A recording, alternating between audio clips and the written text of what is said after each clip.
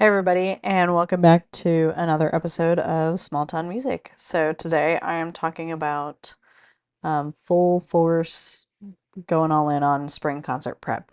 If you have not started that with your classrooms or band ensembles or choir ensembles, then now is the time. It is so far away to think about spring when it is like literally 10 degrees outside where I am, and it snowed and iced and all kinds of crazy things this weekend, but it is coming up real quick. So I just wanted to dive into kind of how I do my spring concert prep. Everyone in Laura's house is doing okay. They're making it through. So just, keep sending them good vibes, good thoughts, good prayers, all those things. But she should be kind of back up and um, in March, and hopefully she'll join me for some episodes by that time. So, when you are picking your music for your spring concert, make sure that you're kind of looking at what do you want to center your concert around. Is there some kind of like central theme or main event that's going on? Any kind of that thing. I used to try to do some kind of central theme.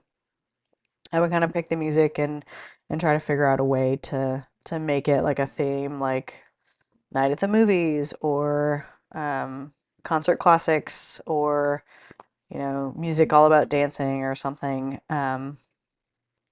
But as the years have gone on, I just try to pick music that my kids can play well and do well, and sometimes it works and sometimes like there's a good theme that fits around it and sometimes there isn't. If you do have or if you don't have a theme or a special event, like if it's not like we do a concert in the fall. It's an outdoor concert for the town festival, and so I make that kind of the pops concert. So we do like pet band style music, and we do music that's a little more pop focused. Especially for my younger band, my middle school band, it's a lot better for them to be able to do music that's more recognizable. So I have them join the high school band for a few songs, and then they kind of split off and do their own thing, and then the high school band does their own thing, and so it makes for a nice longer concert because middle school does a couple songs, then we combine for a couple songs, and high school does a couple songs by themselves, and so it works out well. But point is, if you don't have a theme or a special event that is centered around this concert, then do whatever you want, do what works well for your kids. Um, So some themes to kind of keep in mind. Yeah, movie theme. I think I did like sky and sea. So I had pieces that were focused on space and like water theme. I had like a folk music theme one time. It was like music. It's kind of based around folk music. You could do female composers. You could do composers of color, depending on, let's be real, depending on the town and place you live in. Yeah, classics, pops, there's all kinds of cool stuff you can do. If you don't have a theme, just have a nice variety of concert music. So, kind of what we go for is, a nice opener or overture piece, which is it start slow, then it kind of gets fast in the middle and it gets slow again, then maybe it speeds up and picks up that last like 8 to 16 measures and gets exciting.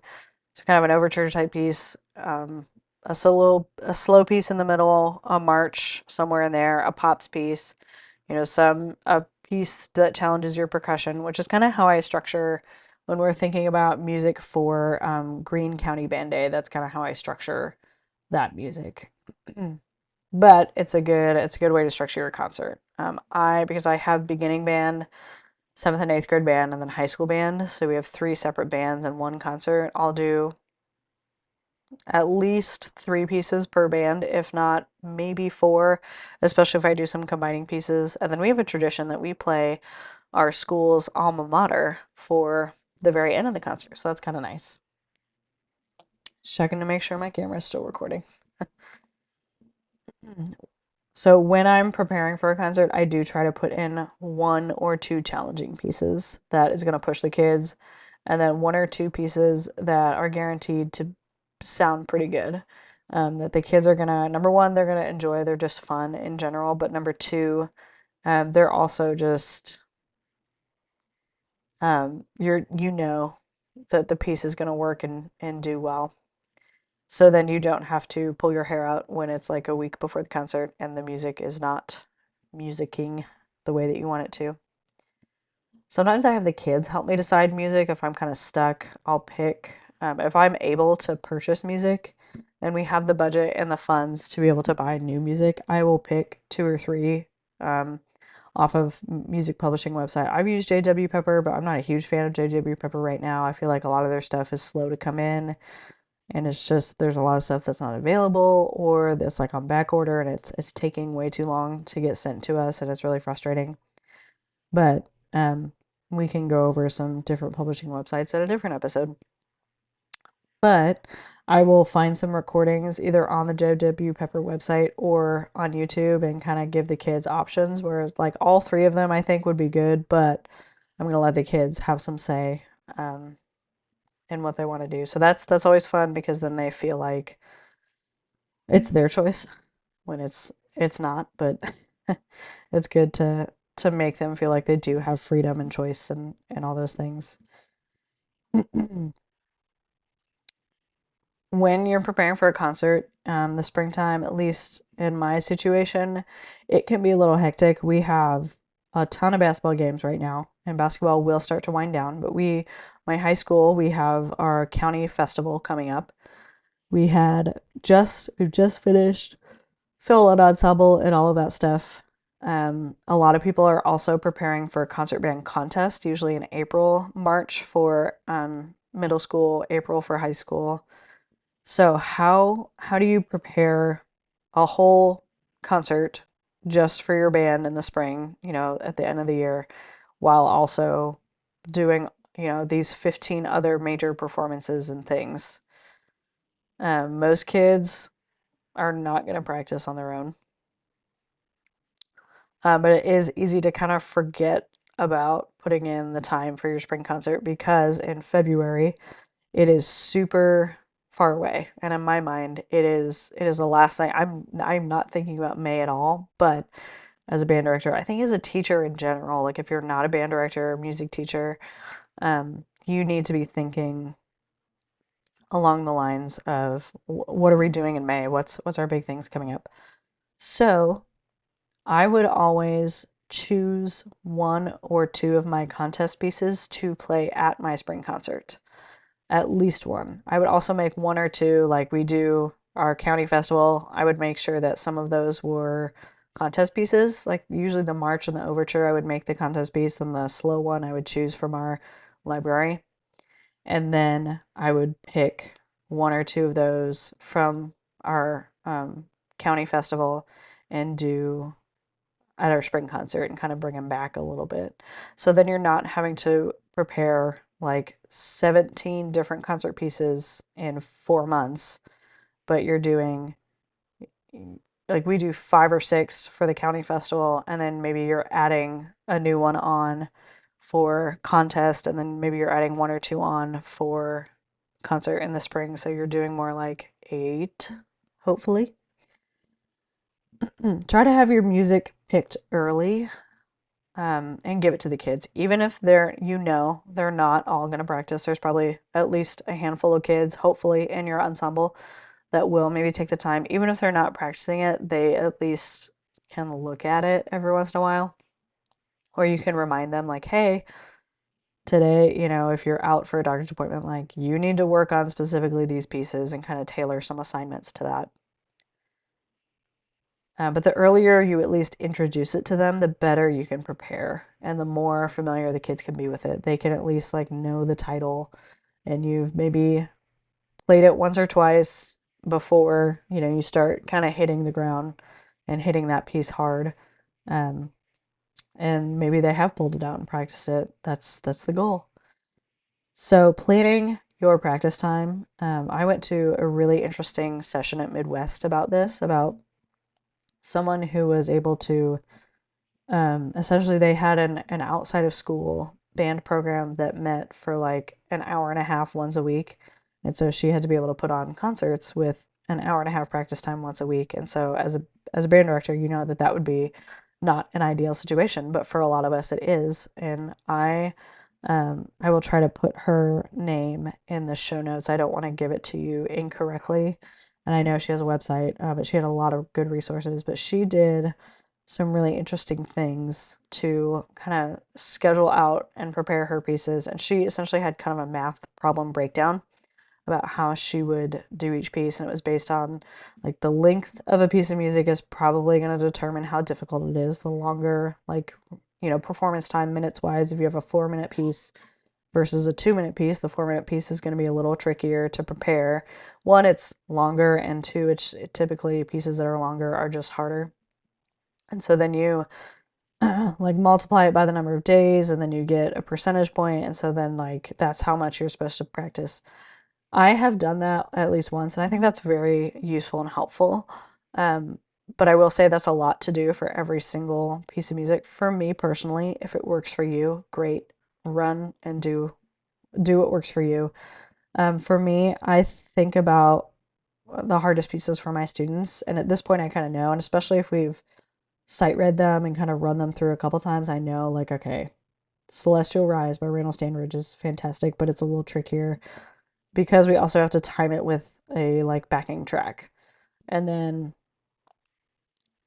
Kokomo is going to be a little easier because the kids recognize that tune.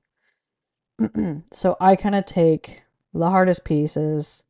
I count up the practice days that we have in class, and I try to figure out like if there's field trip days, if there's days that I'm out, think about, days that you have days or you come in and you're just like I'm not feeling it. We're not going to work that hard because you're just, you're going to have an off day.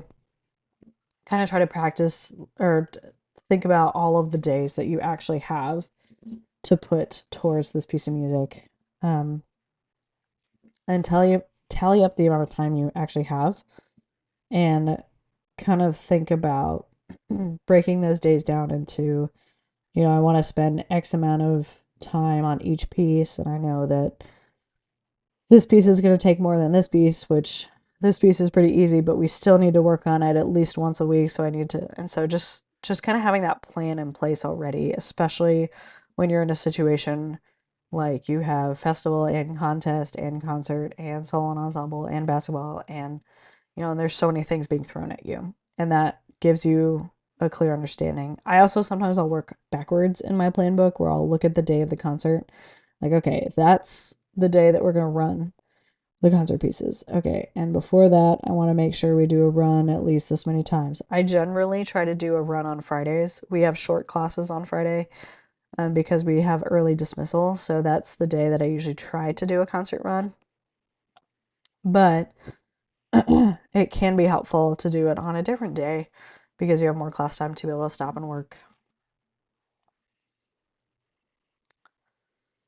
Also, make sure when you're planning this, if there is unexpected time that you have off, that you are either you're sick or the kids are sick or whatever else, try to make your plans fit into that unexpected time off.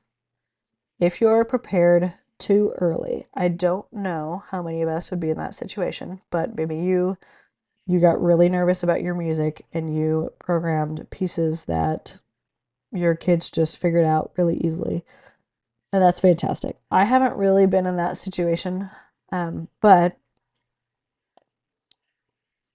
start planning theory assignments. That's always a good thing to kind of dive into deeper topics, especially looking at your specific pieces of music. Take some terms that are in that music and kind of break it down for the kids and have a day where you do vocab lesson. Talk about chord structure for older classes that are kind of maybe a little more interested in that kind of stuff.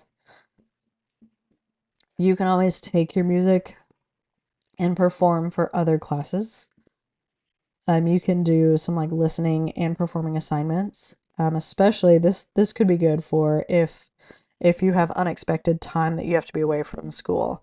So I will try to have kids. The assignment is to practice a specific piece and then perform that like record a video of it and submit the video onto Google Classroom, and then I'll watch it back.